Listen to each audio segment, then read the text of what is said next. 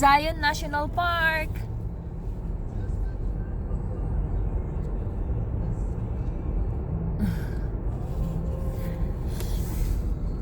Yan.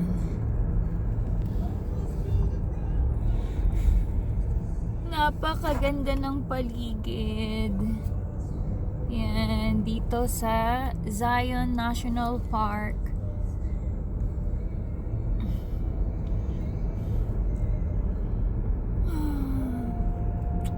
Nakaka-inlove. Nakaka-inlove yung lugar. Ganda. Yes, baby. I love what I'm seeing. I'm enjoying it a lot. Bunch of rocks. Now everything looks amazing. Yeah.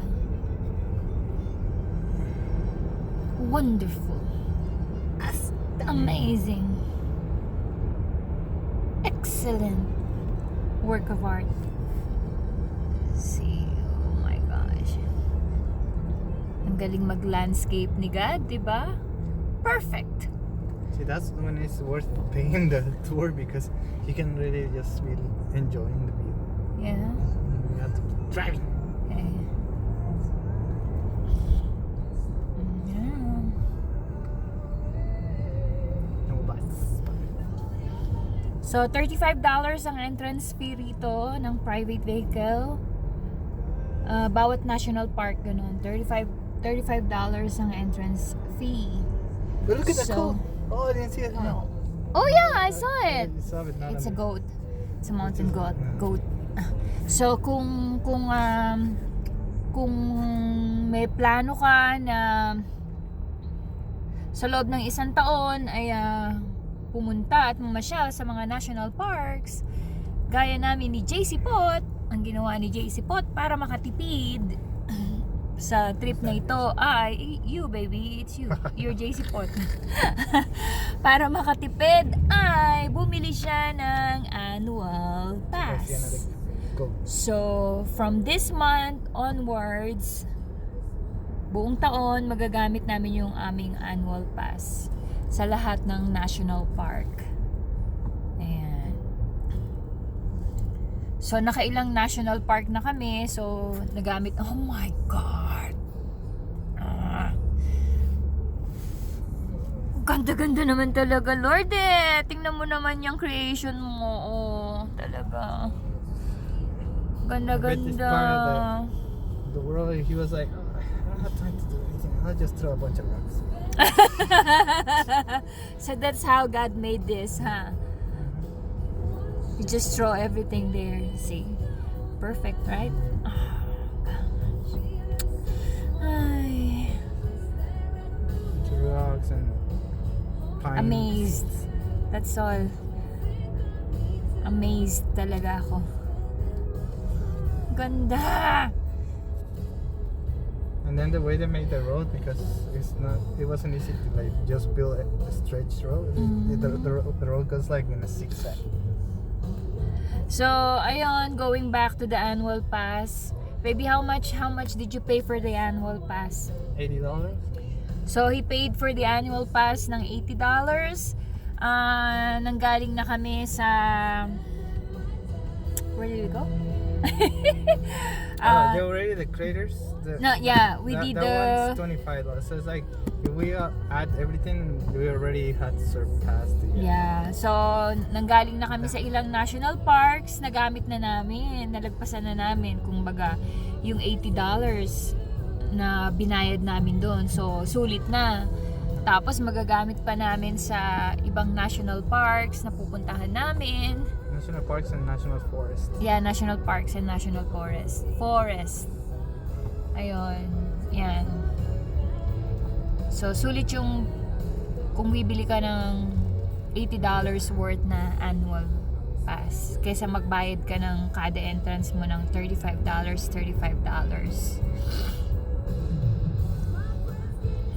Yes, the lady told me. Yeah, Here's the tunnel! it pays itself, she said. Yeah. The tunnel! How they Oh. cut that down. Oops, tunnel! Boop!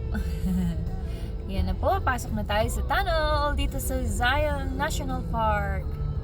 Ah, ganda. O, diba? Ay, ay, ay. Where are we going next, baby? After this trip, maybe summer, right? Summer again? Huh? Here? Yay! But not here. Another place, somewhere else again. Ayan. Kaya sinusulit ko yung I told JC, like instead of coming back at the same place, let's discover something else. Let's go somewhere else we haven't been. Para marami kaming napupuntahan. Tapos, kapag nagpupunta kami sa isang lugar, sinusulit na namin talaga. Kasi hindi na kami babalik eh. Hindi na namin siya babalikan. Of course, ang gusto namin makarating pa sa ibang lugar. So, sulitin na namin. Tulad niyan, medyo malaki na yung gastos sa hotels pa lang. Magkano a night? Pero tapos syempre yung pagkain namin. Kada kain naming dalawa, pinakamababa namin is $40 kada kakain kami. Kasi syempre nandito ka sa ganitong lugar, so pang turista yung presyo. Ganyan. So kada kain namin, pinakamababa $40, $44. Ayan, magbibigay ka pa ng tip. So, malaki na yung gastos. Pero, kapag ka ganito yung i-enjoy mo, hindi mo naiisipin yung pera. Kasi yung experience, yung masarap. Tapos, pinaghirapan mo naman yung pinanggagastos. Diba? So, na-enjoy mo. Ayan, nabusog ang mata mo. Nabusog sa memories at experience. So, sulit na sulit. It's all worth it. Kayang bawiin 'yon. Kayang bawiin yung gastos ng trabaho. Pagbalik mo ng trabaho, babawi ka ulit. So, yun. Park here because I want to go take a picture of the tunnel. I know, right? It's really nice. So, ayan, magtrabaho lang. Busy side. Kasi picture taking. Ay, ay, ay. Look at that. Look at that. So, mababawi mo naman siya. Yun. Isang linggo lang, ipasok mo. Bawi na yan. Canyon overlook. You want? Yes, I wanna do it. Oh my gosh, baby. It's only I could have parked where this guy didn't park. No, there's some more. Alright, papasok na kami dito sa loob ng tunnel. Pinahinto kami for 8 minutes to give way sa mga turn on your lights, baby. Okay, so ito na. Sa loob kami ng tunnel. Medyo mahaba yung tunnel.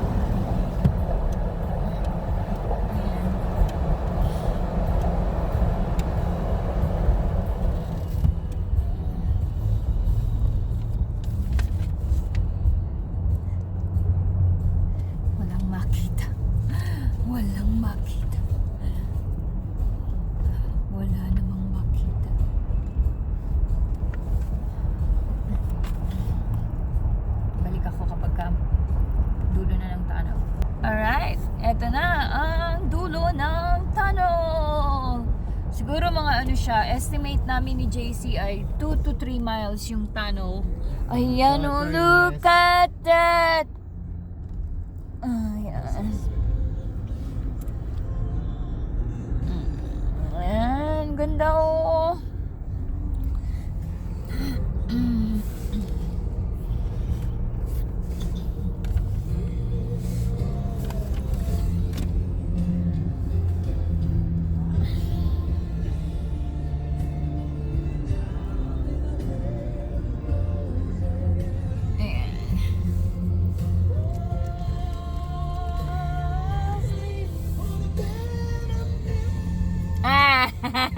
I didn't get it.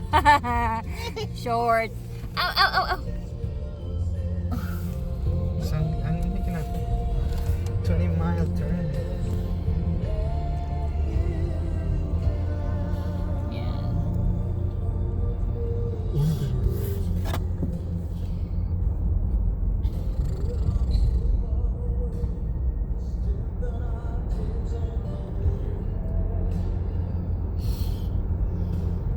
high school.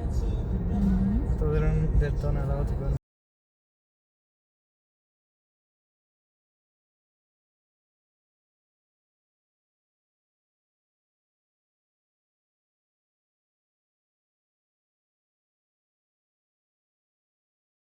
Haba-haba pa yung aming drive doon sa aming activities. Punta kami doon sa pagsasakyan namin ng shuttle. Yan, ganda, diba? Ay, yan. Yung mga gustong magpunta ng US, number 1 sa experience ko na marirekomenda ko na puntahan, unang-una yung puntahan